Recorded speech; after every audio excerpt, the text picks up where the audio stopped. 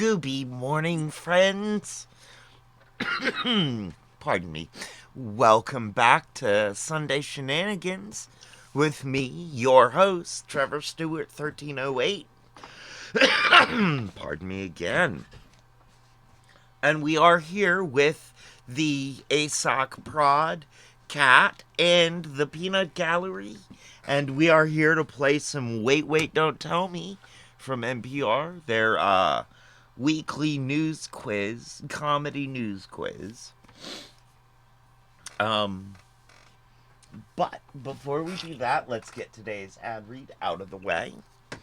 Today's pre-rolls brought to you by The Hidden Leaf, downtown Charlottesville, Virginia, on the Downtown Mall, 105 West Main Street, above the Brick, Suite 200, between 10,000 Villages and Hamilton's. A great place to go with some great buds to get some great buds. A bud. And the only thing better than their bud is their customer service. And they have the lowest prices in town, according to my own personal, highly biased research. And by highly biased research, I mean I was incredibly high at the time of my biased research. We are a politically opinionated show, channel, and group of people. And our sponsors, such as The Hidden Leaf, Firehouse, or Kush Gang, are businesses and do not necessarily share our political views. Our views, our opinions are very correct, but also very much our own. And they are opinions.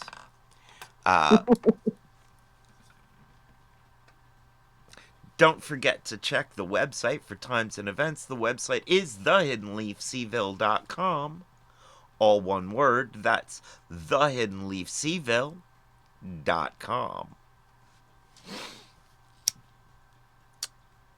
And with that, I think we're ready to go. Okay, I just had a terrible idea. Oh no. Oh boy. Someone needs to, or we need to find out if someone already has, but someone needs to make a website that is .com. DOTCOM. .com. .com. Yep.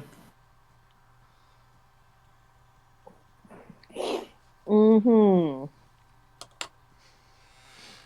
I mean,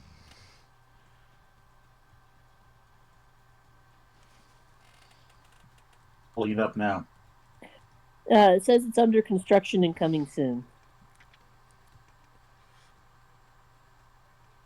Now mine says connection was interrupted.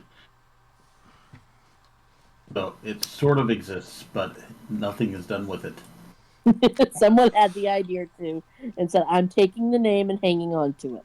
yeah. I do not blame them.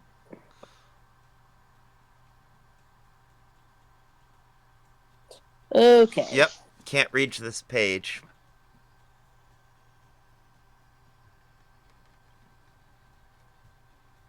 All right, well, now that we've gotten that drive-by surrealism out of the way for the day, I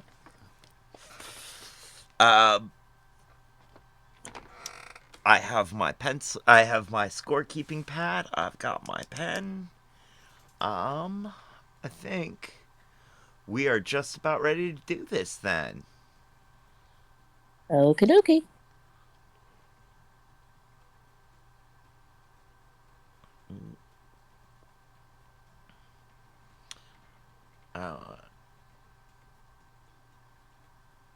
Message comes from Whole Foods Market. you hear? Find sales on supplements, no antibiotics ever, grass-fed ground beef, sustainable wild-caught sockeye salmon, All and right. more feel-good favorites. Me, the NPR News Quiz. My voice is so smooth, you think it just got Botox.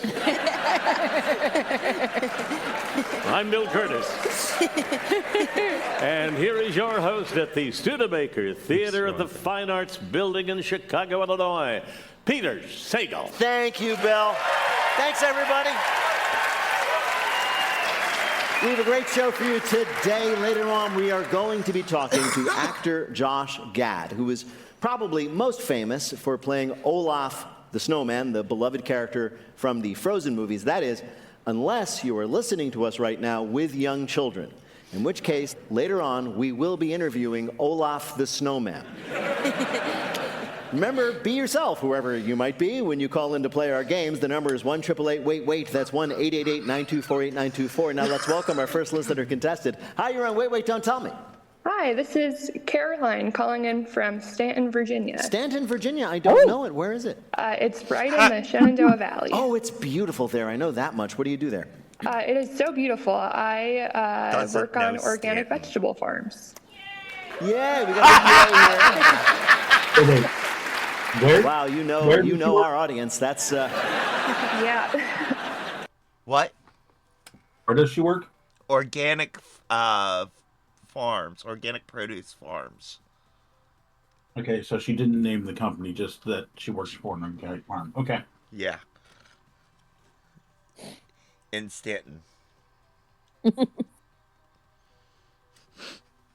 That one person. Yay! Well, I mean, there's a greenhouse, an organic greenhouse company out there that ships a whole bunch of flower bulbs and stuff everywhere. So Yeah, that would make sense. Hey, Chris. Chris in the ND. Chris in the 386. Chris NDA. 386. How many? I was gonna say how many non-disclosure agreements you gotta have to have 380, but you have to have 386 non-disclosure agreements to have 386 non-disclosure agreements.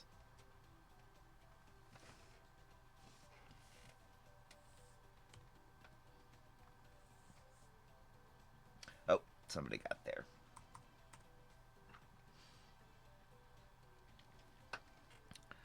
All right, back to the show.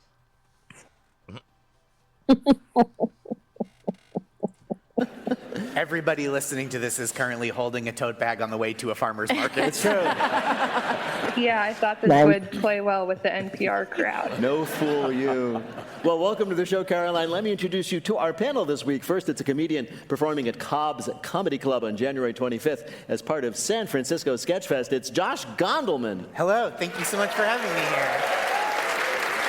Next, a comedian and host of the podcast Fake the Nation, and you can also see her at San Francisco Sketchfest on January 31st. It's Negin Farsad.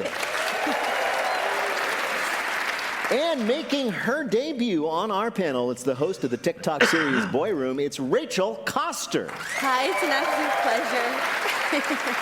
So, Caroline, you, of course, are going to start us off. Who's Bill this time? The first new one of the year. Bill Curtis is going to read you 3 quotations from this week's news. If you can correctly identify or explain just 2 of them, you will win our prize.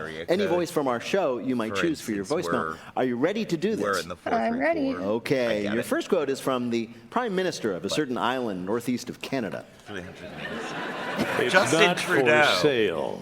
Nonetheless, Donald Trump still wants to buy it. That would be Greenland. Yes, Greenland. At a press conference this week,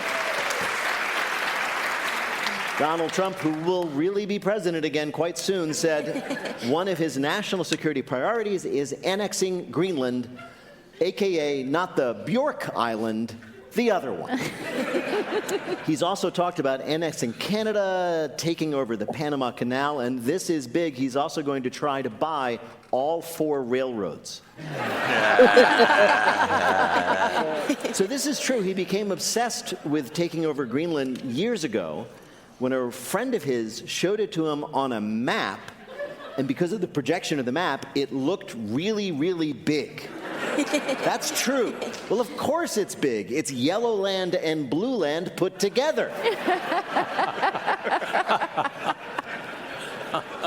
I went went on vacation one time to Iceland. Yeah. And I think if we're going to go for something awesome, that's the place to go. They had a lot of little chubby horses. And a place that only had White Russians. If we're going to go for something far away but close enough, that's the one to do. Oh, No, you that's- think you're treating it like he's at a bodega, like picking a country to shop for. Actually, it's a good pitch to Trump, actually, to buy Iceland, Put because me in as you say, contact. you mentioned two things he really likes, white and Russian. This is interesting. He says that if Denmark does not cede, Denmark, which sort of has sovereignty over Greenland, if it doesn't cede Greenland to the United States, he will hit Denmark with massive tariffs, right? But that's not going to work. It's going to fall apart as soon as people realize, and this is true, that all our Ozempic comes from Denmark. Wow. This is a beautiful irony. The same company gave us Ozempic and Danishes? Exactly. True. Pick a side. All right, here is your next quote. A number of license plates were coated with some kind of translucent goo. That was a reporter from the New York Post describing the lengths that some New Yorkers are going to in order to get out of the way of paying what new fee? Oh, they're like surge pricing traffic Yes, tolls? congestion pricing. Very good. Yes. As of January 1st, New York now charges a toll to drive your car into Midtown Manhattan. They take a picture of your license. What was that? To avoid the congestion fees, take Mucinex. Thank you for reminding me. I should go ahead and take some more of my breathing meds.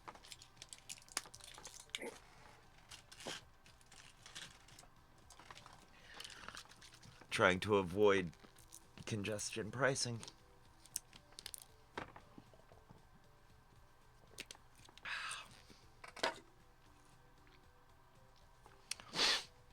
So,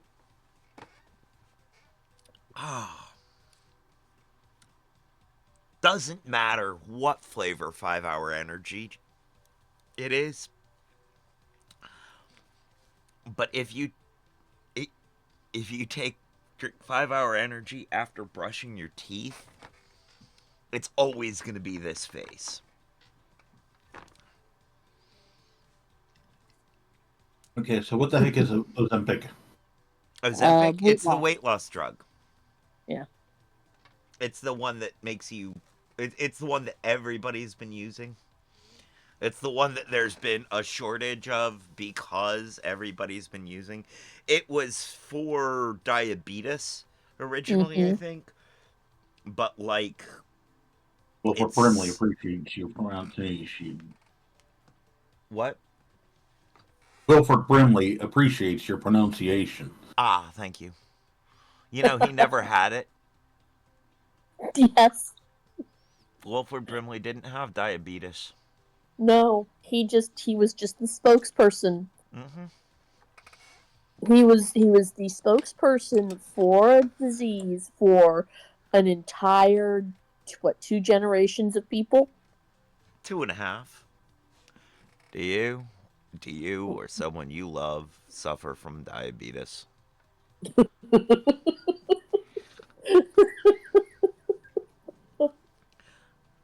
He's like, we had. And as far as I know, he only had like one really famous movie. Like one Cocoon. I mean, he was in a bunch of others where he wasn't as important. He'd just show up. Yeah, actually, he was wait, there. was he Santa Claus in something that wasn't like a Hallmark movie? I am not certain. He was a high-profile character actor. Yeah, very high-profile character actor. He had a TV show, a long-running, very traditional-oriented, traditional-coded TV show. I remember him wearing a large Stetson hat. in the snow. Although my memory is a little... You guys see this rottenness? You guys just see how Pequeñito just crawled up into my lap, into my arm, and just curled up in my arm like, this is my arm now. Your arm, my pillow.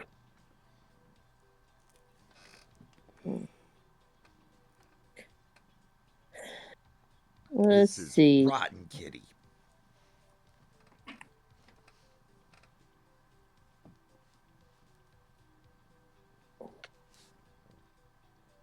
Oh, okay.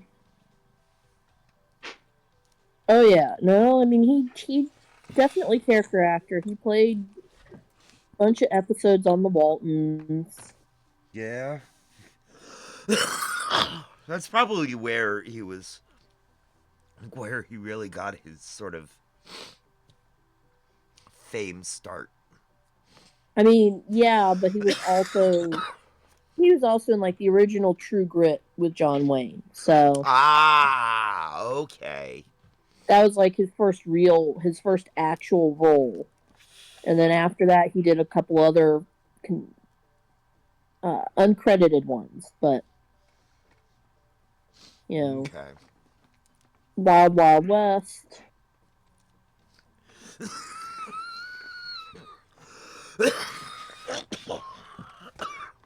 Honestly, one thing that he was in, less as a character actor, but was in The Thing. Okay. Yeah. So yeah, Cocoon's what everybody really, really remembers him as. Because he was, like... he was co-starring. Yep. He was second billing. Right. What's his name? The guy from Police Academy. Right. You had Cocoon the Return. That did exist, yes. Mm-hmm. Look, we brought all your old people back. We're returning them. Yes. Take them back. You can have them. Yes. But yeah, no, he's in a bunch of movies as Wilford Brimley type. Yes. Well, that is interesting.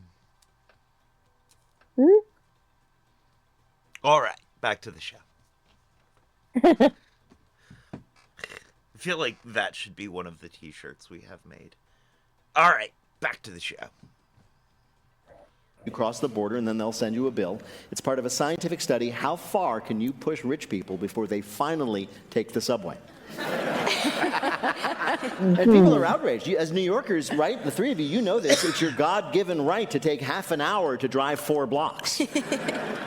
Peanut Gallery, you got that last one, didn't you? You got that last one, didn't you? Nope. So none of us have gotten anything so far. Nope. Not yet. Okay. It's been incredible since. I'm sorry, what, sir? You're still trying to get back into the swing of things. I'm pretty sure we all knew the Greenland one, but none of us spoke up. Yeah.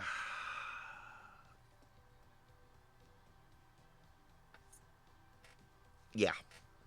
Congestion pricing was in effect. My wife and I were in downtown Manhattan the other day, and there were no cars in the street. It was amazing. It made me feel like if the rapture happened, and like I would still be there because Jew, and I feel like my second response would be like, oh no, what happened to all these people? But my first response would be to like tap my wife and be like, honey, we can finally go to Carbone. The money from congestion pricing, I guess this is good news for New Yorkers, it's going to go towards public transportation, which presumably will get really great now. It's going to, like, you'll get on, you'll be like, I don't remember this bus having a chandelier. And in the subway, waiters will come around. They'll be like, would you prefer to sit in tap or sparkling urine? Oh my God, Peter. Yeah, I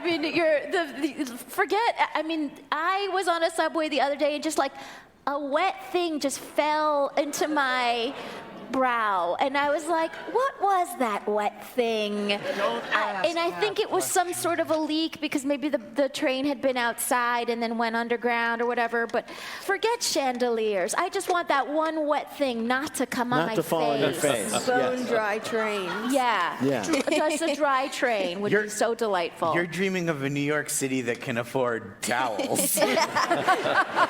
Go back to sleep.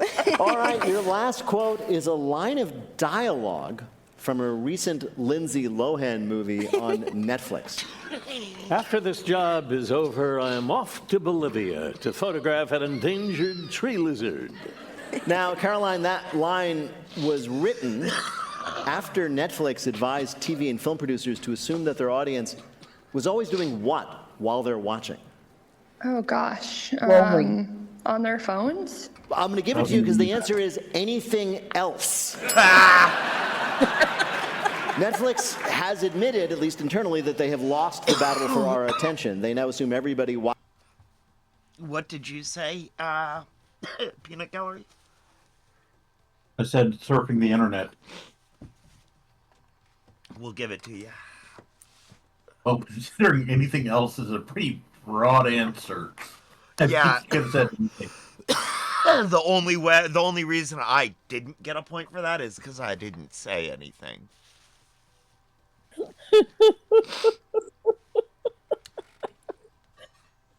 I mean, there is a reason. There is a reason why Netflix does throw up a little thing you have to actively click on after a few hours asking if you're still there. Right. And they've been doing that for a long time now. Yep. I remember when it first started, people were like, oh, that's so thoughtful. They're trying to, keep from just continuing to autoplay videos. Yes. After I fall asleep. And it's like, sure. Or they're just getting a lot of tracking data. All right. I think I am breathing again. Back to the show. This is either cooking or knitting or watching Hulu on their phone. In an article that came out this week, screenwriters said that Netflix execs instructed them, quote, have this character announce what they're doing so the viewers who have this program on in the background can follow along, unquote, right? So that's, now you know, that's why characters in, say, Bridgerton are always saying things like, I'm in the room now, and I'm removing my clothes. And people on Love is Blind are saying, I am making a terrible mistake. But I mean, it's so clunky. If they had been doing this, instead of it being like, go ahead, make my day, it would be like, as you can see, I am carrying a gun now. Yeah. No, we are so lucky that there have been so many great movies made before Netflix. For example, can you imagine, like, The Godfather? It's like, oh, there's a horse's head in my bed. How did it get there? Not really quotable. No, not as much. Not as much. I, Sam, am playing it again. Here in Casablanca. It puts the lotion in the basket. Oh, they do that. Well, then it would be like, I'm putting the lotion on my skin. That'll bring like a third category of actor. Like, you have a face for radio, so you can have like a face for like movies, or you can have a face for Netflix, know? Yeah, I see what you mean. Where no one is actually going to look at you. Yeah, no one's going to look at you. It doesn't really matter. I actually would be perfect for that because I have a face that bartenders love to ignore. I feel like I spend hours every year being like, sir, excuse me, ma'am, excuse me, I just want to, excuse me. So I feel like I could be on one of those shows and people would be like, no idea what was happening, but he told me everything he was doing. I'm ordering a drink. I'm trying to get a vodka soda for my wife. Just ordering a drink. Bill, how did Caroline do in our quiz? 2 right, 1 freebie. She's Sunday, a winner. Congratulations, Caroline. Thank you so much. Right now, panel, it is time for you to answer some questions about this week's news. Josh, this week we learned about the hottest new trend in baby showers instead of doing things like, guessing the baby's gender or bringing presents. Guests are asked to do what? There's so much you could do at a baby shower, and it's all kind of deranged. Deranged? Like all the games where it's like you gotta put baby food in the diaper, and people are, ooh, what's that? It's gross. That's gross. Anyway, can I have a hint, please? Yes, you may have a hint. We're talking about baby showers and the new trend. So, for example, if you did want to have a game, you could have first person to fill up the vacuum bag wins a Starbucks gift card. Cleaning. So have people do chores Yes, for you? to have people do chores for you. According to the New York Times, more and more couples are replacing flashy baby showers with what are called nesting parties, in which your friends come over and do what new parents normally have to do on their own, painting the nursery, assembling a crib, realizing their lives are effectively ruined for the foreseeable future. Hearing that you can get your friends to clean your apartment for you does make me feel more ready to have children. You think that finally you're ready to do it? I mean, no, I guess I'm just ready to tell my friends we're going to have children. I don't think we need the children. I think we just need a trick. You could trick them over, and you can get like through 3 or 4 good cleanings with like hysterical pregnancies. Right, you get like some IKEA furniture that needs assembling. How many chores can you get if you're just like, we're trying? I don't want to clean my room. I don't want to sweep the floor. Coming up, our Bluff the Listener is that all was about a good- whales, good the choice country of interest. or the animal. Stay tuned to find out. Call 1-888-WAIT-WAIT to play. We'll be back in a minute with more of Wait, Wait, Don't Tell Me from NPR. Support for NPR and the following message come from GoodRx. Looking for relief from cold care. How much is your well? Audience, it just fly. From NPR and WBEZ Chicago, this is Wait, Wait, Don't Tell Me, the NPR News Quiz. I'm Bill Curtis. We are playing this week with Rachel Coster, Josh Gondelman, and Nagin Farsad. And here again is your host at the Studebaker Theater in Chicago, Illinois, Peter Sagal. Thank you, Bill. Right now, it is time for the Wait, Wait, Don't Tell Me Bluff the Listener game. Call 1-888-WAIT-WAIT to play our game on the air, or All check right, out the you guys pinned ready? post on our Instagram page at WaitWaitNPR. All the info is there. Hi, you're on Wait, Wait, Don't Tell Me. Hi, my name is Greg, and I'm calling from Daytona Beach, home of Embry-Riddle Aeronautical University, where I work. Oh, and what do you teach there? I teach mathematics. You teach mathematics, like the math that a pilot needs to know? Most of my students are the engineers. Okay, all right. It's not like you teach them how to read a fuel gauge. 0 is bad. My favorite pilot math is like, we can't tell you exactly when we'll be leaving, but we are 10th in line for takeoff. Greg, it's not. Here is some pilot math for you. When the fuel gauge reaches 0, how long before the altimeter reaches 0?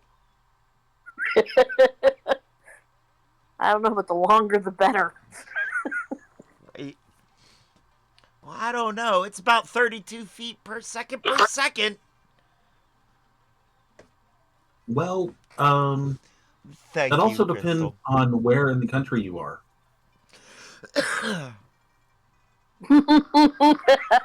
Oh, yeah. Are you over? Because it may never reach 0. Oh, or it may go below 0. If the altimeter goes below 0, then you really have some problems. Grand Canyon. Nope. Oh, I don't think Grand Canyon goes below sea level. It doesn't? Remember, it's pretty much right on the continental divide, so it's at the highest point of the continent. I had no idea.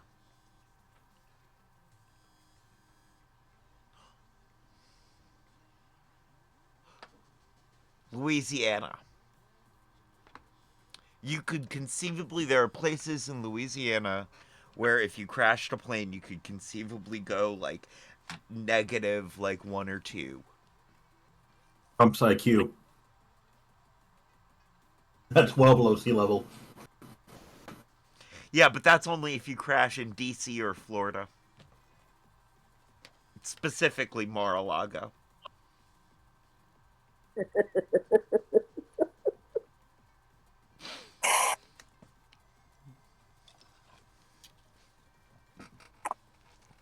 All right, now that we're done crashing into swamps.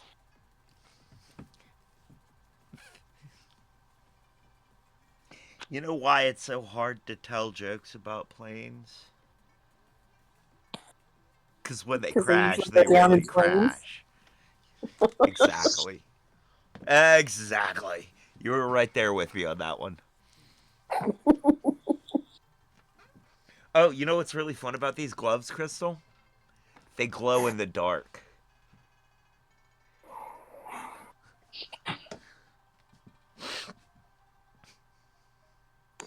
Which is pretty cool. It is. I'm gonna put on the at some point I'm gonna put on the glow in the dark, skeleton pajamas with the glow in the dark gloves, and get video of me dancing in the dark as a skeleton.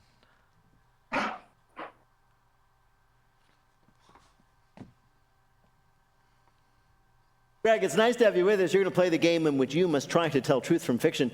Bill, what's the topic? What ails Wales? There's controversy in Wales, and it's not just that the Welsh language is hoarding the world's supply of the letter Y. Our panelists are going to tell you about what's going on in that little section of the United Kingdom. Pick the one who's telling the truth. You'll win the waiter of your choice in your voicemail. You ready to play? Sure. Okay, first let's hear from Negin Farsad. The Welsh are known for their love of the harp. In fact, it's the national instrument. It was medieval Wales that created something called the Welsh triple harp, which, from what I understand, is 3 times more harp than the average harp. Point is, the Welsh are unabashed harpies. Which is why a scandal erupted at the Wales College of Music when a group of upstart harpists wanted to innovate. These radical harp apostates started by using gut strings on their harps instead of the traditional plaited horsehair. I mean, can you imagine? Then one of the musicians, Kylie Cadwallader, decided to lean her harp on her right shoulder instead of her left, like some sort of terrorist. Things really went off the rails when the musicians released a harp track set to a dubstep beat. Even though dubstep is so 10 years ago, the public was enraged. Tens of protesters gathered in front of the college. To date, the musicians and the public are at a standstill. Cadwallader is quoted as saying, "I don't know, I might just take up guitar." Or however she would have said it, and that's my approximation of how she would have said that. That was very good, yes. Okay, a scandal in the harp world as some people play it on the wrong side. And to a dubstep beat.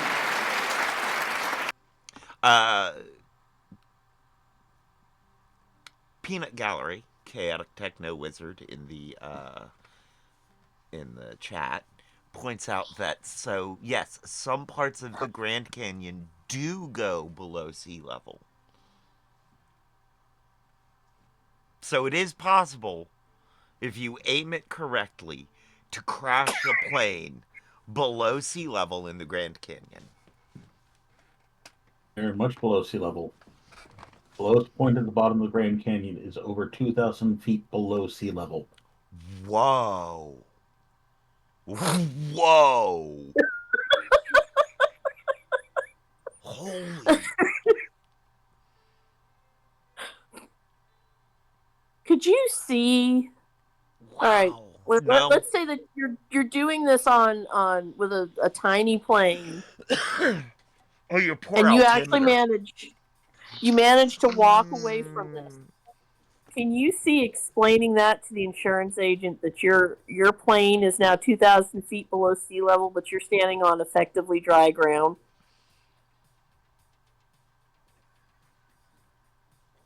I think your insurance company would be very curious as to how you walked away from it. Oh, I'm sure they would.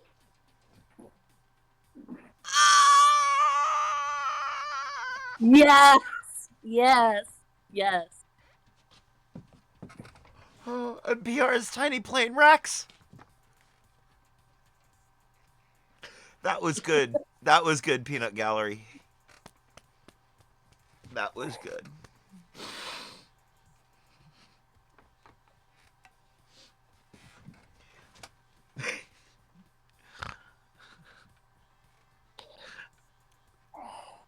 We'd better get back to the show before we completely lose the plot.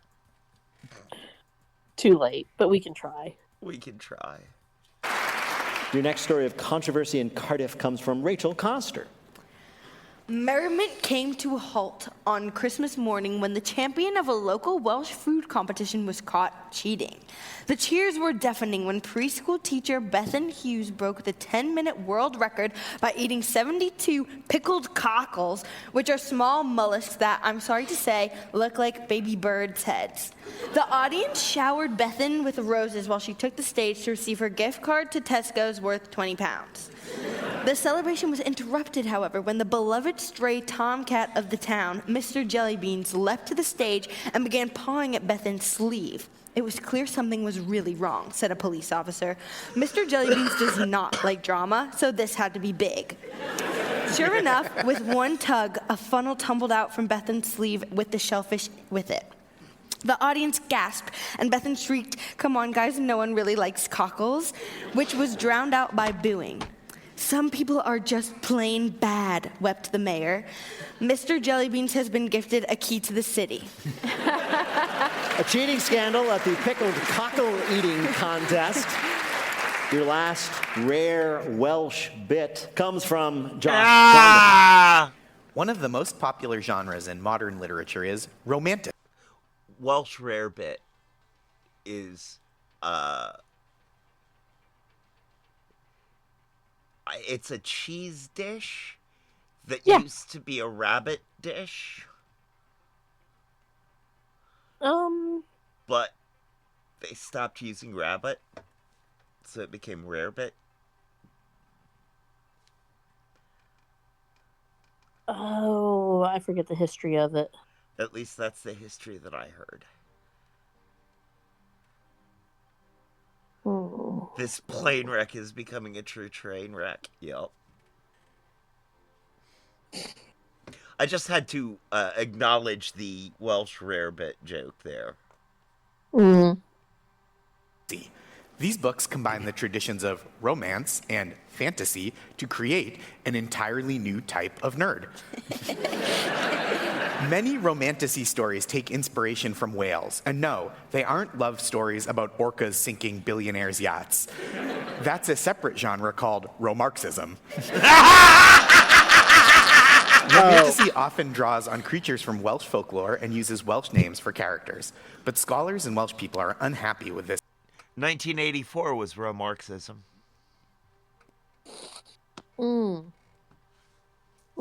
It wasn't good Romarxism, but it was Romarxism.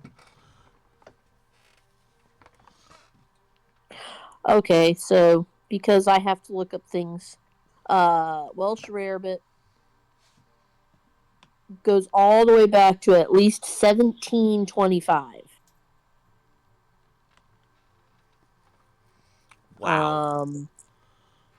And for pretty much that entire time, it has been a dish served of bread and cheese with various sauces. Okay. Interesting.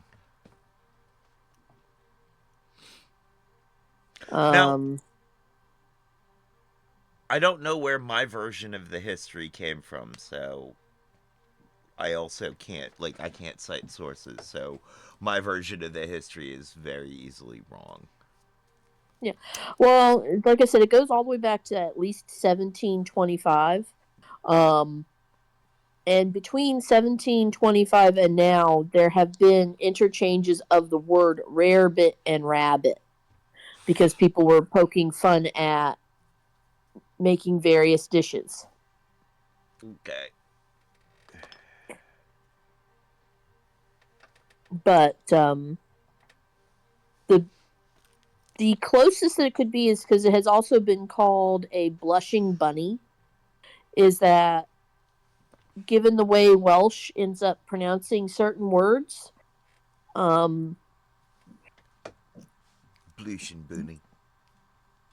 The words for baked cheese sound a lot like that.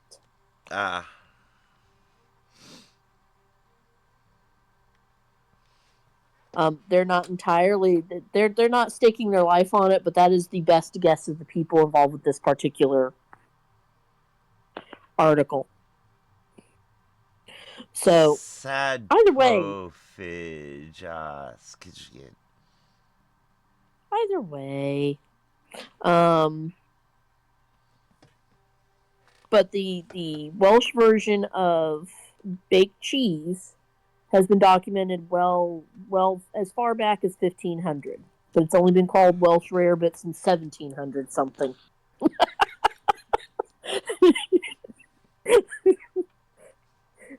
Grilled cheese has been a comfort food forever. Yeah, pretty much. Pretty much, man. Not only that, but fancy grilled cheese has been a comfort food since forever.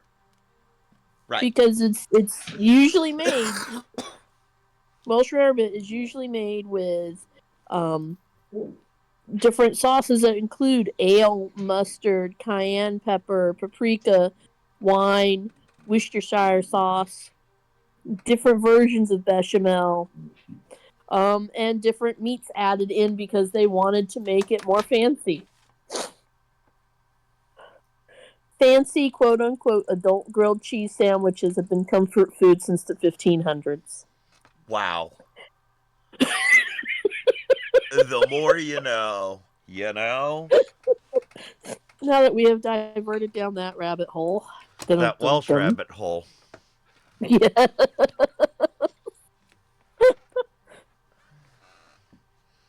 Hi, buddy. No. Don't take Granny's pen.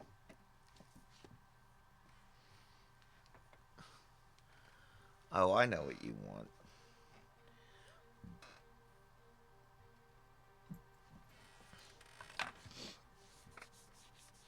Gandalf is trying to talk me into putting food in the dishes. Mm-hmm.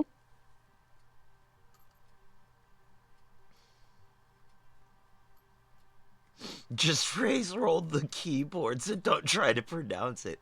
That's what that was. It's about right.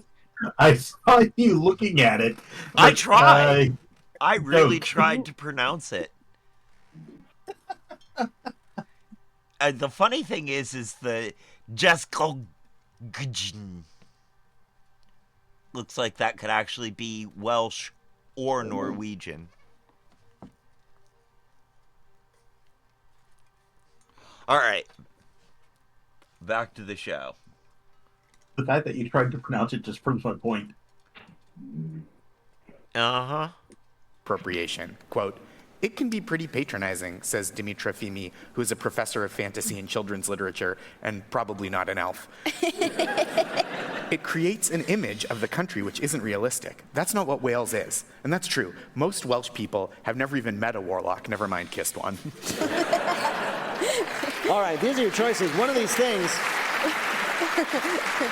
happened in the ancient and storied kingdom of Wales. Was it from Negeen, a scandal when some harpists played dubstep music on their traditional Welsh harps? From Rachel, the winner of the pickled cockles eating contest, found to be a cheater?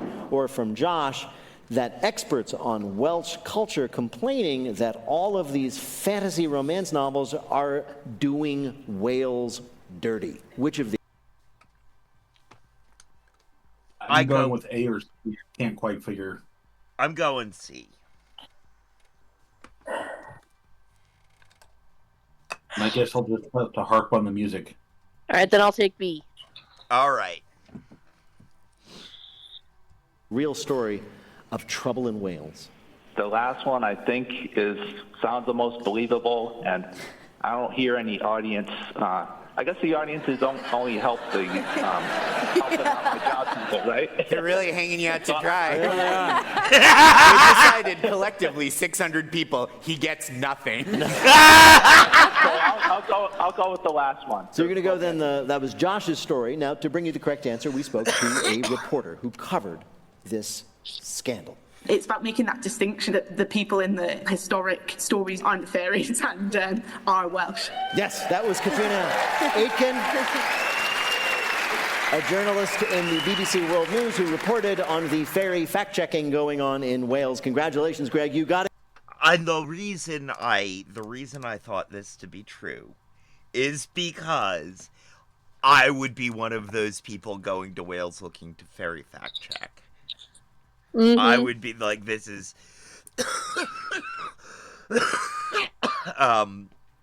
my experience of Wales, other than Akika Calde, Mm-hmm. Is the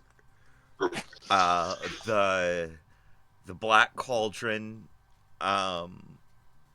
series. While I didn't read the whole series, I did read the Black Cauldron and I did watch the movie.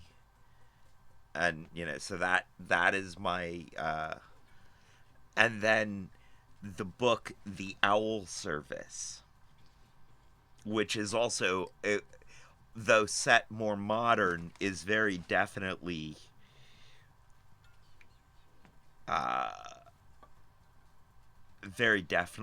about Welsh gods and magic.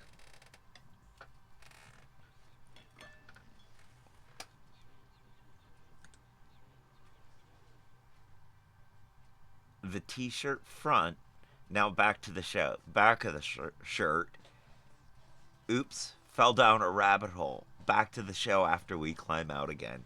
Nice. I like that.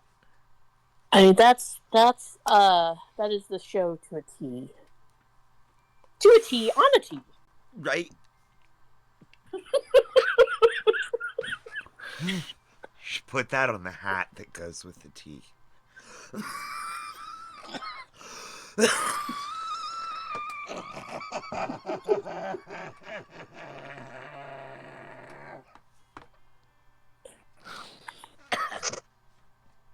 I am so buying you a kazoo. Doctor or a mechanic? I think I need both.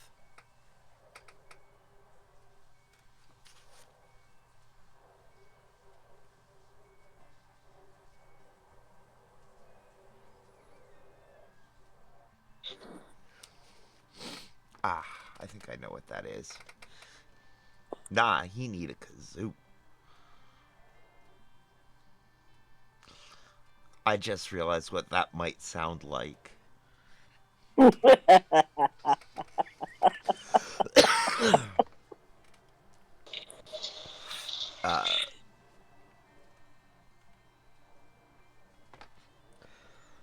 right. But yeah, back to the show.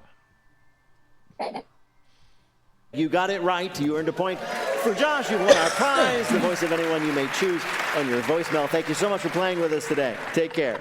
Thank you. Bye-bye.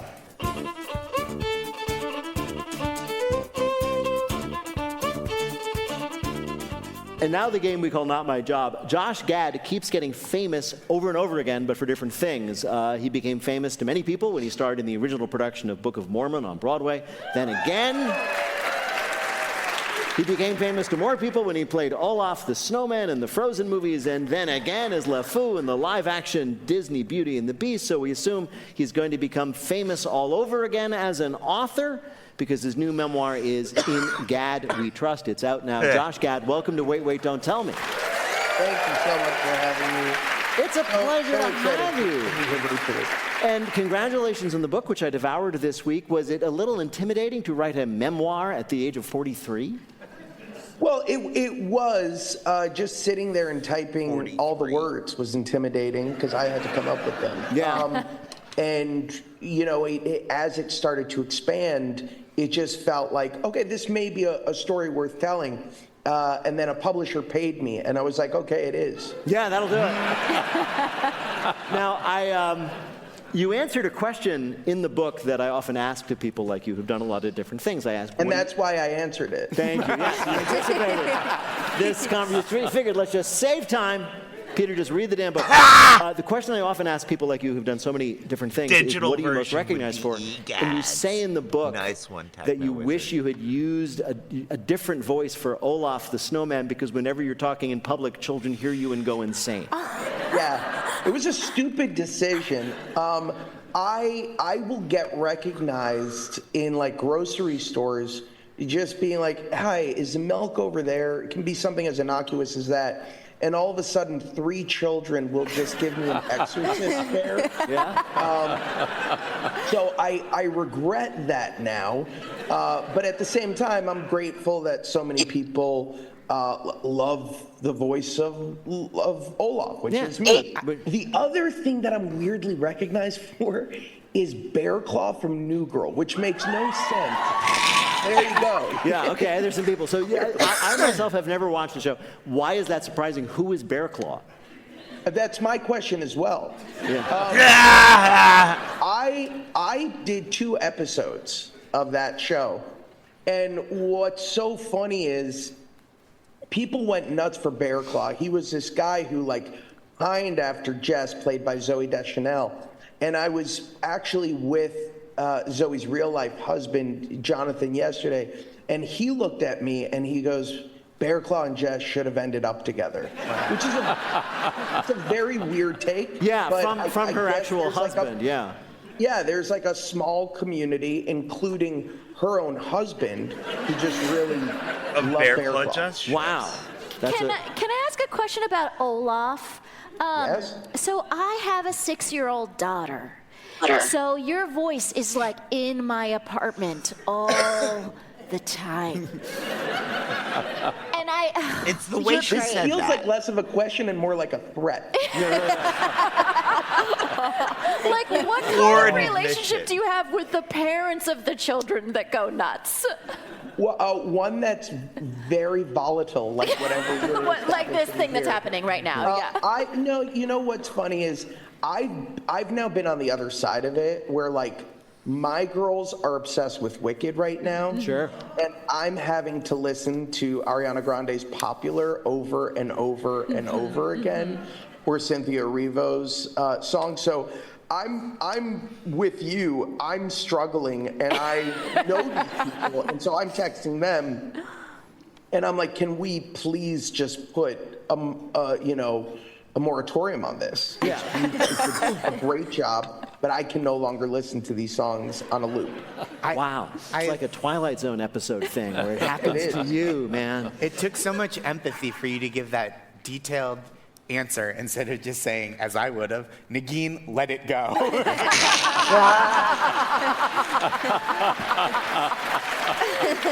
has more dignity than that, Josh. I know. He has more dignity than that. He's the superior Josh G.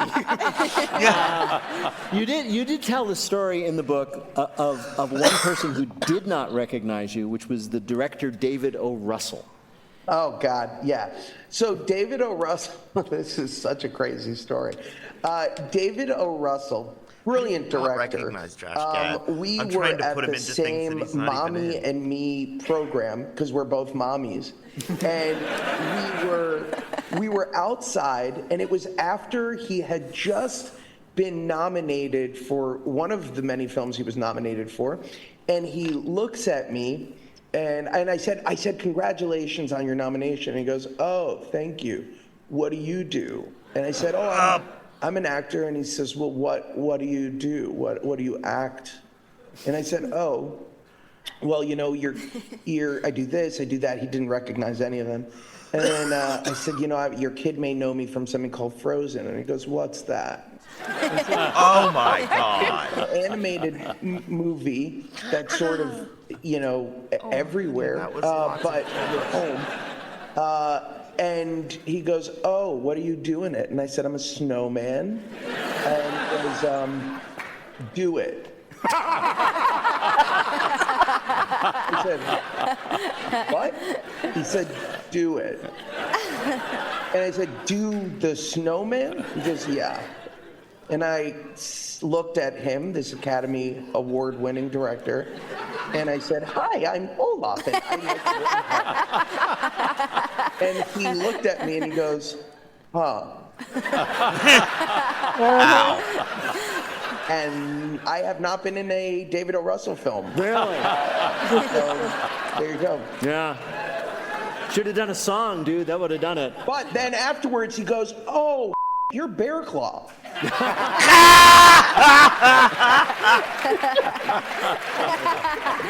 Well, game over. Yeah, amazing. Well, Josh Gadd, it is a pleasure to talk to you after seeing you do so many amazing things over the years. But we have asked you here to play a game we're calling Josh Gadd, meet Posh Lads. Oh, boy. So we've decided to ask you about Posh Lads, those fancy boys produced by British universities and boarding schools. Bill, who is Josh playing for? Larry Anderson of Denver, Colorado. All right, here we go. Here's your first question. In 1805, posh lad and poet Lord Byron attended Cambridge University, but Cambridge wouldn't let him bring his dog with him, as dogs were banned. So Lord Byron, that scamp, did what? Was it A, he kept a bear in his dorm room instead because nothing in the rules said he couldn't do that? B, he built a doghouse 50 feet away, just off school grounds, with a tunnel connecting it to his room? Or C, he submitted a fake application that got his dog hired as a professor? C. I think it's the bear thing, because that's just crazy to come up with. Well, you think it's the bear? Well, you're right. You both said bear? No. I said C. I said B. Okay, We got it one- wrong. No one said bear. No one said bear. It was the bear. Yeah, he used to walk around. No He used to one walk picked the the bear bear around paw. campus on a chain. Yep. All right, Josh, your next question. The famously elite Eton College has a long-standing tradition called the Eton Wall game. It's a sort of combination of soccer and rugby, and it's played against this big brick wall. Yes, I've played it. You have? No, I lied to you. There's an annual game between the fanciest King scholars and the rest of the school. It's a big deal, even though which of these is true? A, the last time anyone scored a goal in the game was in 1909. B, the wall completely encloses the playing field, so none of the spectators can actually see anything. Or C, the game is played with a 95-year-old ball that deflates if you kick it. I'm going to go with C. You're going to go with C, that is played with a 95-year-old. C. C. I'm A. going. What did you say? A. A. C. I'll take B. For the heck of it. 95-year-old ball. No, the answer is actually A. No one has scored a goal in this game for more than 100 years. Here's your last question. If you get this, you Peanut win. gallery, Here we count go. that one. Eton was founded in the year 1440, so obviously a lot has changed over the years. For example, in the 17th century, what was a rule imposed on all Etonians? A, before exams, the headmaster inspected each boy to ensure his upper lip was sufficiently stiff. B, students were forbidden from even learning the cleaning staff's first names. Or C, for their health, all students were required to smoke before breakfast. C. I'm thinking C. Cat's going C. I think it's C, but I'll go with B. You're gonna say B, but you think it's C. Yep.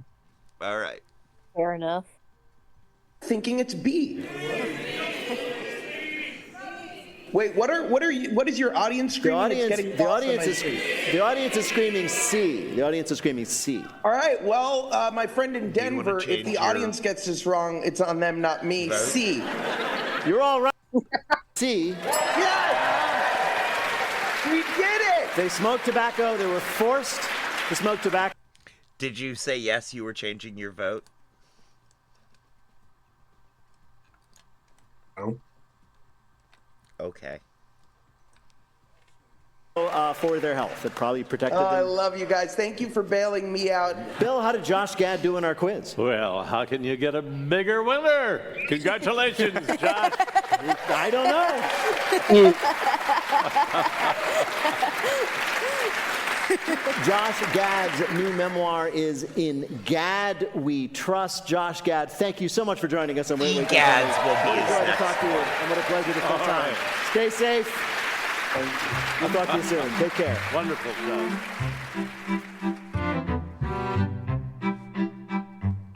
In just a minute, some advice for you psychopaths who still have your Christmas trees up. That's in our listener limerick challenge. Call 1-888-WAIT-WAIT to join us on the air. We'll be back in a minute with more of Wait, Wait, Don't Tell Me from NPR. .com/situation. I'm Bill Curtis. We are playing this week with Josh Gondelman, Rachel all ready Coster, for and this? Nagin Farsad. guess. And here again is your host at the Studebaker Theater in Chicago, Illinois. Don't Tell Me, the NPR News Quiz. I'm Bill Curtis. We are Oops. That was an I guess. Anything from Peanut Gallery? I said nothing. We noticed. There's that predator noise again.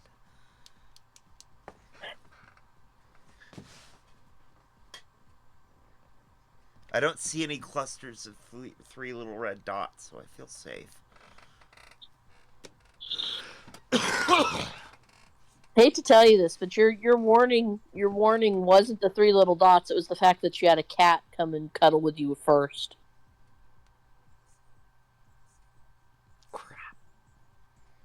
We're playing this week with Josh Gondelman, Rachel Coster, and Nagin Farsad. And here again is your host at the Studebaker Theater in Chicago, Illinois, Peter Sagal. Thank you, Bill. In just a minute, Bill annexes Rymea in our listener limerick challenge game. If you'd like to play, give us a call at 1-888-WAIT-WAIT. That's 1-888-924-8924. Right now, panel, though, some more questions for you from the week's news. Nagin, this week, Kia, car company, recalled over 20,000 EVs because the seats may not be securely fastened to the chassis. They looked into the problem, and they blame it on what? Boeing engineers. On what? Boeing engineers. Yep. That's They what blame it on the battery. They can't connect it to the chassis because the battery's in the way. Okay. That sounds plausible. I like Boeing engineers better, but Oh, yeah. yeah, because battery's in the way. Okay, the seats are not connected to the chassis, which I'm imagining is the main car. Part of the car. Yeah, sorry for using technical automotive industry terms. And so why is it not fastened? Yeah, they've tried to figure out, they had to check 20,000 cars to make sure the bolts were fastened. Of course, they wanted to see how this That problem arose. one guy, Ron, didn't That's put in. it. No. It was one guy. I was joking. I know you were. And yet, this is I think, the sign of the times we live in, you stumbled on the truth. They determined that it was one guy at one factory who forgot to tighten the bolts, right?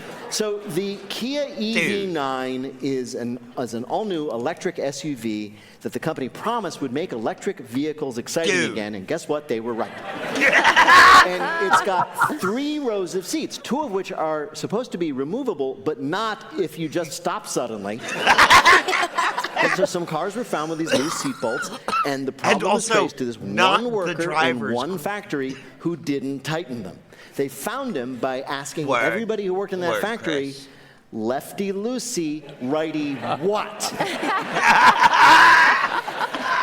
not to brag, but I believe I could be that guy. Okay, wait. Me too. I used to be a barista, and we found out that somebody wasn't cleaning the espresso machine at the end of the day. Somebody? And it turned out that it was me, and I just had no idea that that was part of my job. Because the person who taught me was getting paid $14 an hour, so it wasn't really in her best interest to go above and beyond. And I never really asked, so people were getting really scudsy espressos for like months. My bad. But also, did anyone tell Ron that thing about how a chair is supposed to be on a thing called a chassis? Mm-hmm. Possibly. Maybe he because he didn't know I the word. didn't. On the other hand, I mean, he could have discovered a great new thing in cars. I mean, sure, maybe the chairs should move wherever you want them. I love an open concept Kia. Rachel, if you're a frequent flyer, you have to be careful because according to the New York Times, airlines aren't just tracking where you fly and how often, they're also tracking what? The snacks that you get on the plane. That would be a good guess. No, they're tracking something else you do on the plane to while How many away. times do you go to the bathroom? Yeah, and if you do it too many times, they throw you out. How much you talk. No. How much you cry. If you need Your to- internet music on the phone. What else? Oh, the internet you use on the phone? Yeah. What Yeah. you watch, what you do, what you do. Mm-hmm. All right. They're using their Wi-Fi network. They've got access to everything you do. Yep. Yeah. What do people do on the, especially on the ones with the screens and the seat backs now? What do they do? Sleep. Sorry. What's the answer? It's so obvious to everyone else. Like watching the screen. Watching movies. Yes, guys. watching Thank God. movies, Oh my Rachel. God. Yes, the airlines apparently are keeping data on what all of us are watching on our little entertainment centers. Airlines know everything about what you're watching. They know what you like to watch, when you paused it, I'm how giving fast it you to press us, skip, but, when the like- characters start disrobing and there are kids behind you. So now, like, your profile on, like, the United app is like TSA pre-check number, prefers aisle seats, and watched 4 hours of MILF Manor. Seat alone when possible. For me, they know to put me between two tennis stars, two boy tennis stars. I watched Challengers maybe 14 times on the way here. It's a 2-hour flight. I went really fast. This isn't fair. Everybody knows that what you watch on airplanes doesn't count. It's like doing a crime in international waters, right? I hope I may have watched all of Young Sheldon twice, but since I was in the sky, no crime was committed. Peter, I love that you brought this up. It's wild to me that international waters, anything goes. International air, so many rules. Oh, it's true. Yeah. You can't even bring a gun anymore. God. Coming up, it's Lightning Fill in the Blank, but first it's the game where you have to listen for the rhyme. If you'd like to play on air, call or leave a message at 1-888-WAIT-WAIT. That's 1-888-924-8924. You can see us most weeks right here at the Studebaker Theater in downtown Chicago, or you can catch us on the road. We will be at the Altria Theater in Richmond, Virginia on February 13th. For tickets and information, go to nprpresents.org. Also, check out our sister podcast, How to Do Everything. This week, Mike and Ian tell you what you should absolutely not name your baby. Hi, you're in Wait, Don't Tell Me. Hi, Peter. This is David Safford calling as a student at Baldwin Wallace University in Berea, Ohio. Tell me about Baldwin Wallace University. It's very small. It's mostly a music conservatory. I'm going there for music education. Posh boy. So, cute little place, nice little town, cool people. I guess. Music education. What are you a musician? What kind of music do you play? Yeah, I've been playing the viola for a good chunk of my life, and I also play the piano. Okay. What'd you say? You said posh boy, and I said you don't need to harp on it. Ah. I also play the piano. Okay, cool. Well, David, welcome to the show. Bill Curtis is going to read for you 3 news-related limericks with the last word or phrase missing from each. If you can fill in that last word or phrase correctly and through the limericks, you will be a winner. Ready to play? Absolutely. Here's your first limerick. Since the 70s, I have much flair. No barber put me in their chair. It has been 50 years since I've faced any shears. Now I celebrate 10 foot long hair. Hair, yes. A man named Andy Chertow threw a party last month to celebrate 50 years since his last haircut. They knew it had been 50 years. Did you go with that as well, Peanut Gallery? Yes. All right. I think we all got that one. Yep. A hunk of it and just counted the rings. He cut his hair the last time before an office Christmas party in 1974, and after that he decided to grow his hair out, and now he has 10-foot-long dreadlocks. And I know you're wondering, is he white? Of course he is. Post says his dreadlocks are so long that he cannot walk without picking them up and stuffing them in his pocket. Oh, you can fit all that hair in one pocket, Apparently, then he has big that's not pockets, that yeah. much hair. Yeah. Whoa, is that 50 years of coiled hair in your pocket, or are you just happy to see me? Honestly, if you're close enough to ask that question, probably both. Yeah, probably. It's like the version of Rapunzel where the prince is like, yeah, no thanks, gonna stay down here. Here is your next limerick. Though they seem like a pine-flavored treat, leave your Christmas trees out in the street. If you value your life, put away fork and knife, because your tree is too toxic to eat. Eat, yes. Officials in Belgium are pleading with their Belgian residents to refrain from discarding their Christmas trees by eating them. Instead, they're asking everyone to dispose of them properly by throwing the tree to the curb and watching as someone trips on it while looking at their phone. The warning came after the city of Ghent suggested reducing holiday waste by using all Christmas trees for pine needle spruce butter, which, to their credit, is great on roast elf. You're spreading more rumors about whales. The Welsh scientists are going to get so mad at you. You've punned full circle. Yeah, I really have. All right, here is your last limerick. When my texting tool rings, I just bawl. So I'll go to this big lecture hall. There, I'll conquer my fear. Hold it up to my ear. I take classes in making a call. A call, yes. A college in England is teaching students how to make phone calls. For real. This is in response to Gen Z's infamous phone phobia. They don't want to call people. It improves students, quote, phone confidence and etiquette. It's the only course in the world where the midterm is leaving a voicemail, and the final is spending 20 whole minutes talking to your mother without also scrolling Instagram. Are they Hey, teaching you can pranks pass that too? class I feel just by like- phoning it in. Phone pranks? Yeah, teach kids that. What'd you say? You can pass that class just by phoning it in.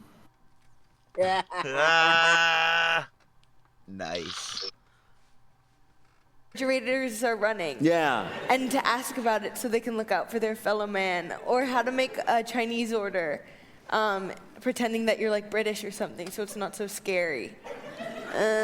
Wait, is that something, Rachel? That was what I did when I was a little kid. Wait a minute. What did you do? You When would I put would on the order- phone to make a Chinese order when you were a Chinese child. Food, when I would order Chinese food as a child, I would pretend that I was British because it made it less scary. Because when I'm me, it's vulnerable. When I'm British, I'm glamorous. And no one's going to say no to me about mushu pork. Can you give us a sample of what that sounded like when you, small, childlike Rachel Coster, would call up and order Chinese food in a British accent?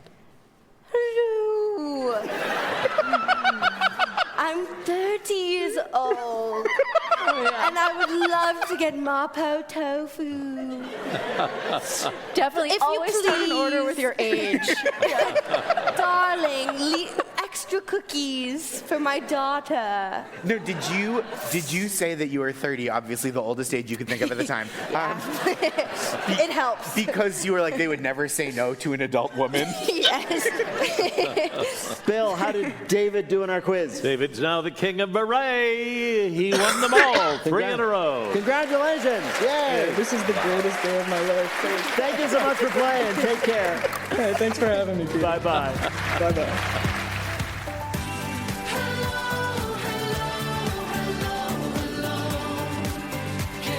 Bless you! Bless you. Bless you! Bless you. Please out of class. On This American Life, sometimes we just show up somewhere. Now it is time for our final game, Lightning Fill in the Blank. Each of our players will have... All right. So, going into the final round, scores are even at 6 apiece. Okay.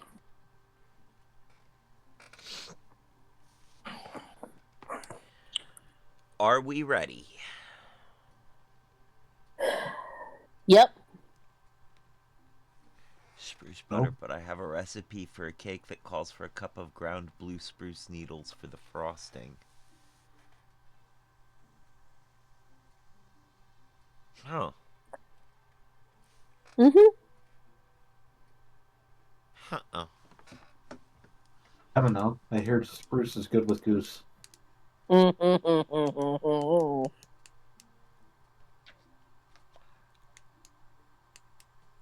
Just ask Tailspin. No. DuckTales. It was DuckTales. It wasn't Tailspin. No. It's something that I learned from Howard Hughes. Yep. Right. In DuckTales, it was the spruce moose. Oh. True. Oh. Okay.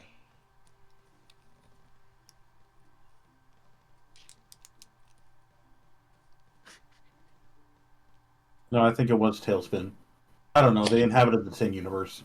I mean, Tailspin had the flying duck, or the sea duck. So. Yes, but DuckTales was where they premiered the flying duck. Mm-hmm. The duck that could fly. Right.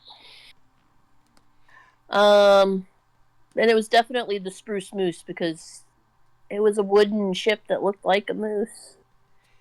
Oh, are you saying that DuckTales was a launch pad for Tailspin?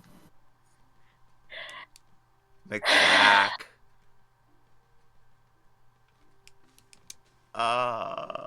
You might have a gear loose on that one, dear. Good response. Do we need to go get some gyros and stabilize you a bit? And now back to the show, because I gotta get away from this. I just can't. I can't.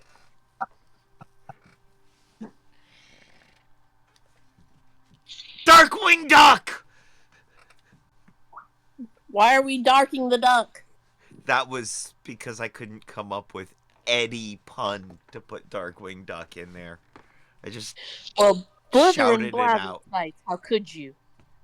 Seconds in which to answer as many fill-in-the-blank questions as they can. That's Each how correct I could. answer is now worth 2 points. Bill, can you give us the scores? Nagin and Rachel each have 2. Josh has 3. So, Nagin, we're going to pick you ready? to go first. The clock will start when I begin your first question, fill in the Okay. blank. On Wednesday, mandatory evacuation orders hit L.A. as multiple blanks burned across the area. Wildfires. Right, on Tuesday, the first U.S. death from blank flu was reported in Louisiana. Avian bird flu. Right, this week the White House announced a $500 million aid package for blank. Gaza? Ukraine. Right, on Monday, the Surgeon General called for cancer warnings to be added to blank. Alcohol. Right, this week a woman trying to text her drug dealer put in the wrong number and accidentally texted blank. Her mom. No, a narcotics officer on Thursday. The I read WWE that announced one. its live debut on blank, drew 2.6 million viewers. Netflix? Right, on Monday, fast food giant blank announced changes to its menu. Arby's? Arby's? No. This week, a good Samaritan in St. Louis helped a man dig his car out of the snow and then blanked. Bought him Stole some it. Arby's. No, then stole the car. According to the victim, the thief spent a few minutes getting... What'd you say? I said you ran him over with it. Oh. I said stole it. All right. Yeah. Peanut Gallery got getting that the car one. unstuck from the snow and then pulled out a gun and demanded the keys. I got it If as that well. weren't bad enough, he then helped someone shovel their driveway and immediately moved into their house. Bill, how did Nagin do on our quiz? 5 right, 10 more points. Total of 12 puts you in the lead. All right. 12's the number to beat, guys. All right, Rachel, you're up next. Fill in the blank. On Thursday, President Biden delivered a eulogy at the funeral of former President blank.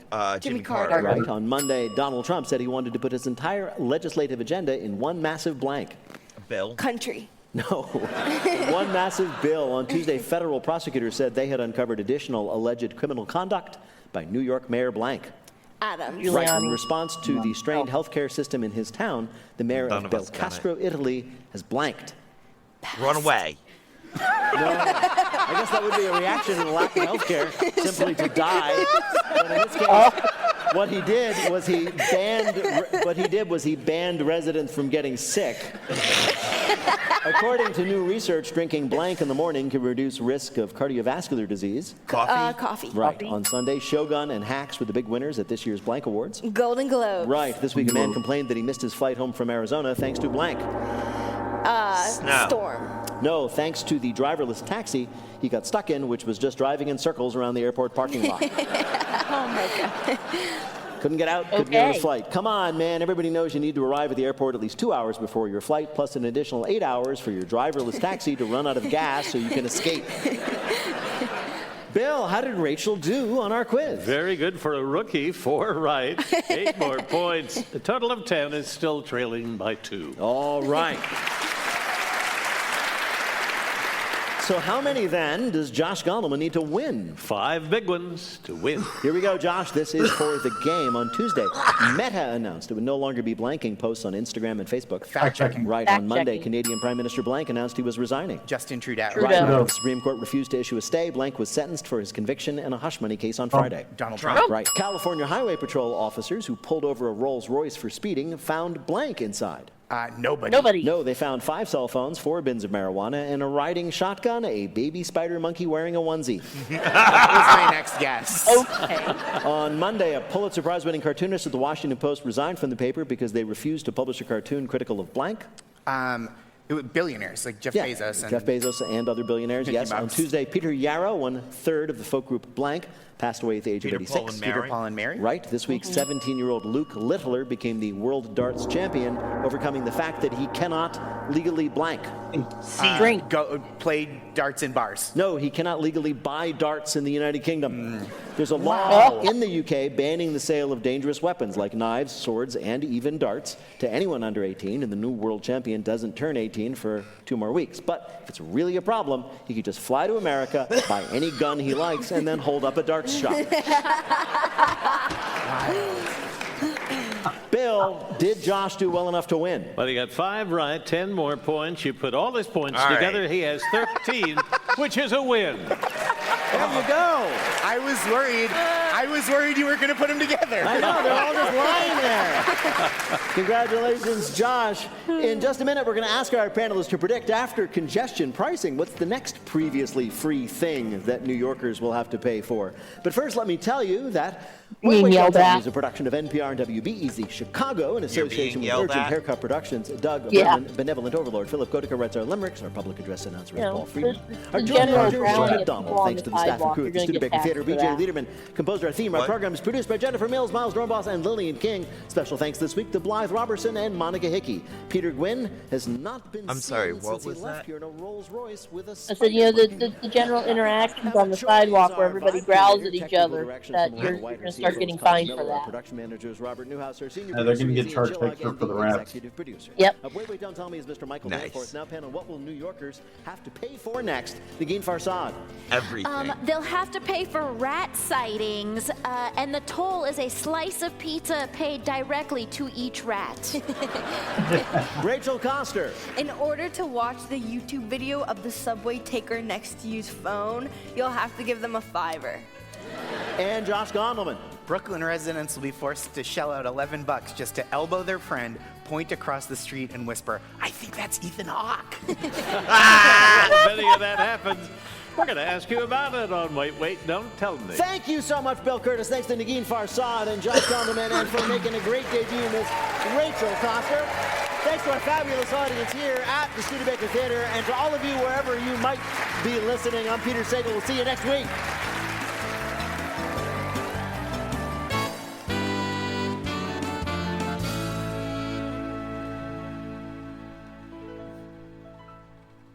This is NPR.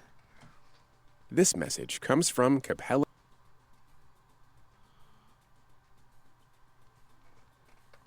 Wow. All right, now. So, the scores are Kat and I are tied with 19 each. And the Peanut Gallery has won this week with 20 points. Go Peanut Gallery. It was, you pulled ahead early in the bonus round.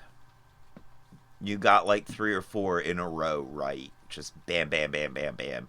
That neither Kat nor I hit. And that just... There was a moment where I had caught up to you. But, again, you just like pulled right ahead.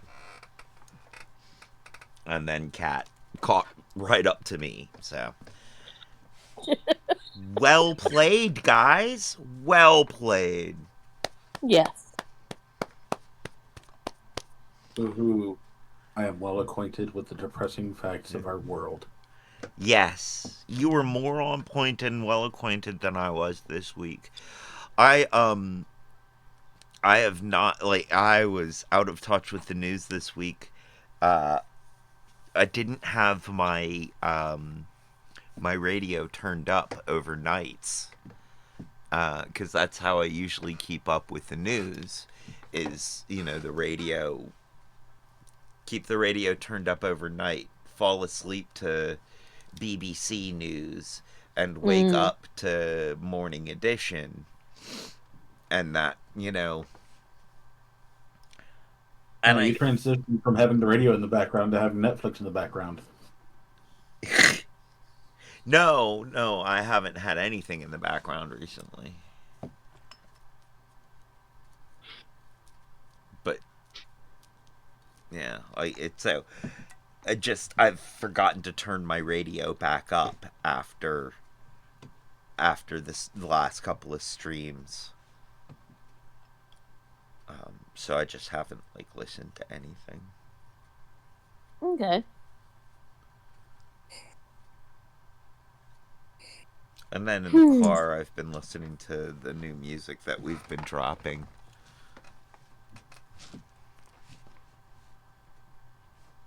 Fair enough. But it was very, very interesting. Yes. Yes, it was. And I think, despite not being in the habit or trying to get back in the habit, we stayed on track about as much as we ever do. Right? We did. We were pretty on point this game. I feel like we were all pretty much there. I mean, we've made it to noon. Noon 04? Yep. It only took us an additional hour on top of the show. Yeah, right. Which is about right. Yeah. Well, no, because we started 10:30, so 10:30, 11:30. It's only been a half hour. That's actually pretty good considering.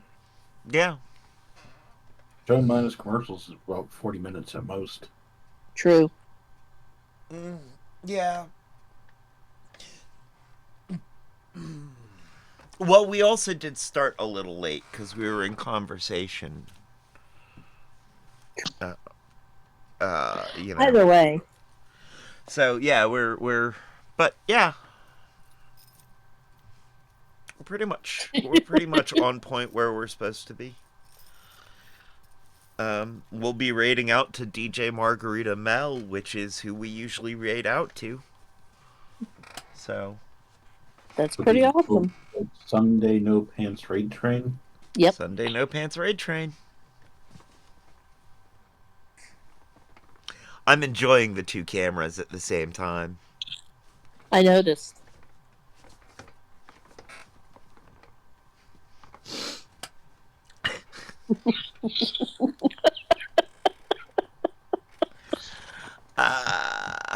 Really what I should do is I should put the main camera in the same bearing as where the microphone is.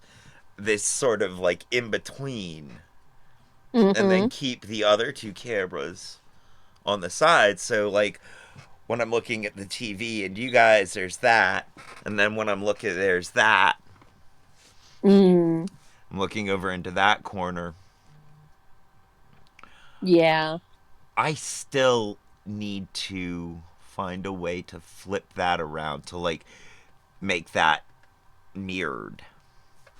So that it's looking at you guys.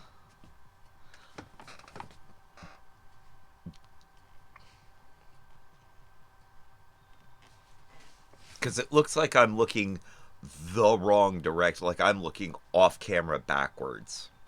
Mm-hmm. When I'm looking at this camera this way from that camera. Yeah. No? You don't think so? You don't think it would feel more appropriate for me to be looking at the... Here.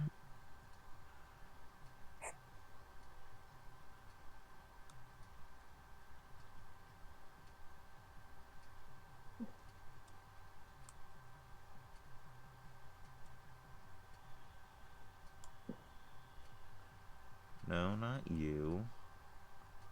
You. Yeah, you.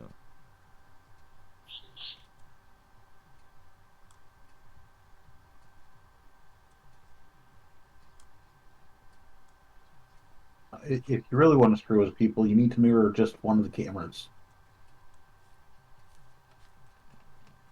Hi, Cat. See, now, if you're not paying attention to that camera,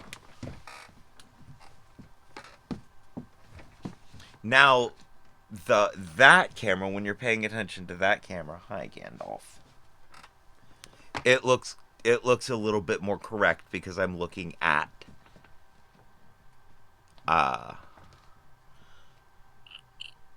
Correct me if I'm wrong, but I see no difference in what you have done. Oh yeah. Sorry, forgot to hit that button. That changed it, yes.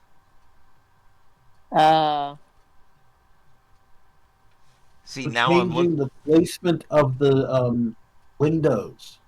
Yeah. Okay. So you're talking now about it moving looks like cameras. I'm looking at you guys again. Okay. But when I turn to look at this camera now, Mm-hmm. or You're the looking at the TV, microphone. I'm looking the wrong direction. You guys are no longer in that. Because the way I have it normally set up is when I'm looking at the TV, I'm looking at you guys. Mm-hmm. My problem was you kept on saying moving the cameras or mirroring the cameras when you're talking about the windows. Well, I need to mirror. I need to make this camera image mirrored. Whatever's coming from that camera image, I need to mirror it so that it's flipped, so that it's looking the other direction. Well, if you do that, it's going to really screw with people because at the moment we have a 90-degree angle slice of the view of you. So if you flip one of them, everything's going to be going in the wrong direction whenever you move on that one. Yeah. So, okay, so it does. Yeah. Okay, so this tracking thing works. Now, the windows being in different positions, that doesn't matter.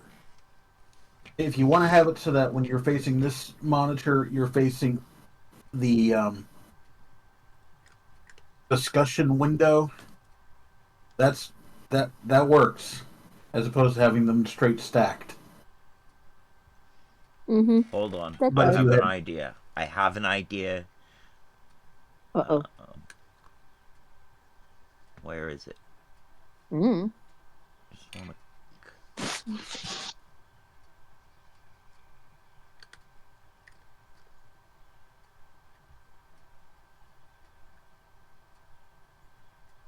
And we still haven't rated up because we're fidgeting with technical stuff. Right. Well, yeah. Don't worry, Crystal. We're all far enough away so that when his head explodes, we're good. Y'all are funny. Alright, so we're gonna grab that.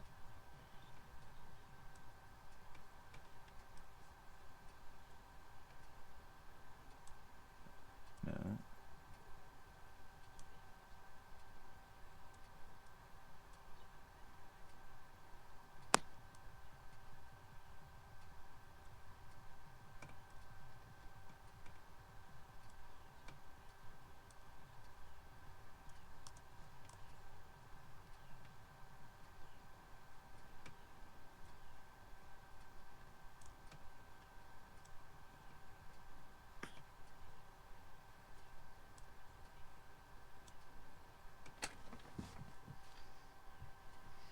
There. Now it looks like. Aha. Now, does that feel a little better? There. Honestly, all right. Honestly, you're the one that's going to have to answer that because to me, pretty much every configuration has been fine. From a viewer perspective, when you had it set up before, it was a case of you were talking to the discussion window, and when you turned, you were speaking directly into the microphone. So it wasn't. It didn't feel off-putting. The only thing that I'm finding to be any variety of problem is the top camera is more washed out in its video settings than the bottom camera. Yes. Okay. Yes. They are it is a very different set of images in that way. They are tonally very different. Yes.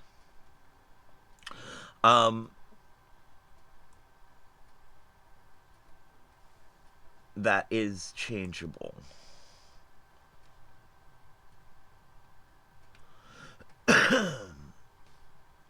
Although I did have it that way kind of on purpose. What for?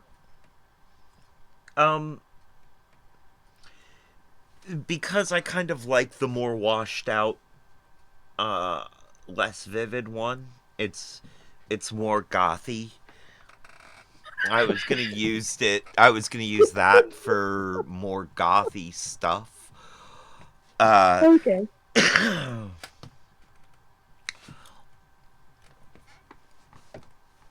You know, it was just a thing.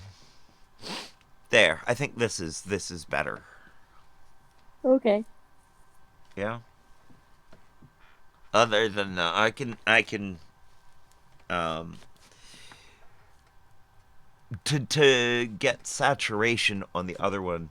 Oh, I think the other reason it's more washed out is because there's a lot of light coming in through that window. Mm. Can you see where I'm pointing? Odd thing for a gothy person to want. More light to wash things out.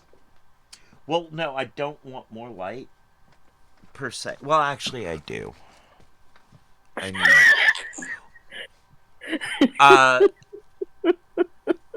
It's amazingly dark in my room when I stream, especially on Tuesday streams. And I'm trying to read. So I want more light to be able to read, because, you know, these peepers...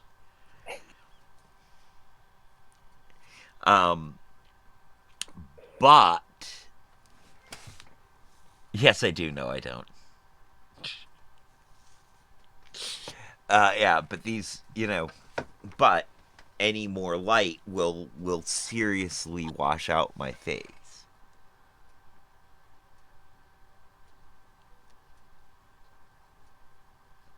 Aziz light? Aziz! Light! Opening of Fifth Element. Yes. Yes, I am with you now. Lilu multipass.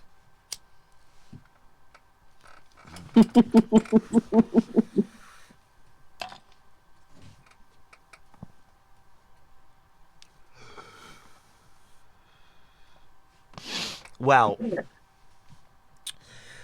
we have now successfully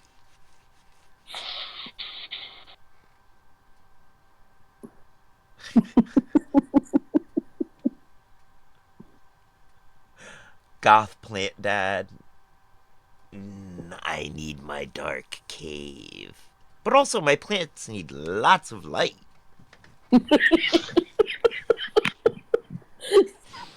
I feel so called out there.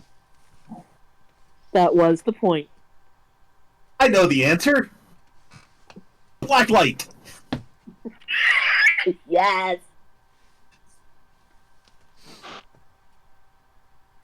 Not in the bedroom.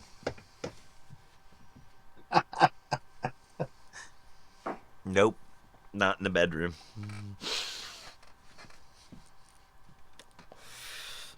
They can't all be mustard stains. Ew. See, that's one of my problems with the first Guardians of the Galaxy movie. He makes the comment of, look at this place under a black light. It looks like a Jackson Pollock painting. How would he have seen a Jackson Pollock painting?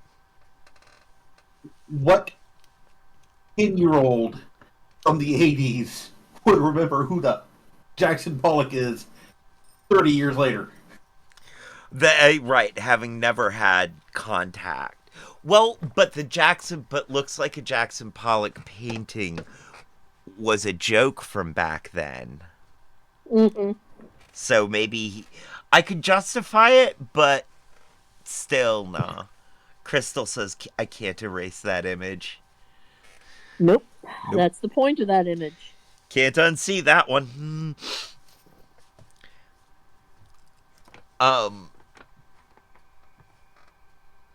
So yeah, on that terrifying note, let's go raid DJ Margarita Mel. What? Until they create brain bleach. Right. They do. They have. They just haven't legalized it. Hmm. Well, that's because it works. It's fairly effective, yes.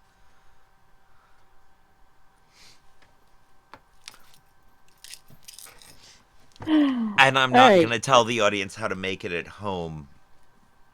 I don't know. There's a legal version of brain bleach. It's more for procedure as opposed to a product. Lobotomy. I mean, yes. You go for the modern version. I go for the Edwardian Victorian version. And okay, before, moving on. We're starting the one that raid. only needs an ice pick and a hammer, right? We're starting the raid. Oh, are we? Is that what we're doing now? Yes, that's what you're doing. We're starting the raid before we go down that rabbit hole. I'm calling a halt. A halt has been called. We are going to raid out to, I'm pretty sure Margarita Mel. Maybe. It's no longer a rabbit hole, it's a badger hole, because we are aggressively going down. Which is why we are calling a halt. I am deploying the grappling hook and hauling us out. Start the raid. Oh, great. Okay. Yes. Okay, starting the raid. Starting the raid.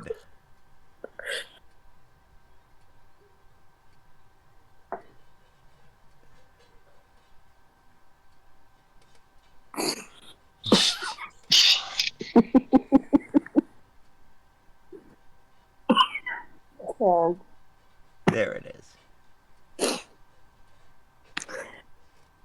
All right, starting the raid. And now is the time on the show when I say, as they say around here, 2 up, 2 down. VA, double deuces. We're out, y'all.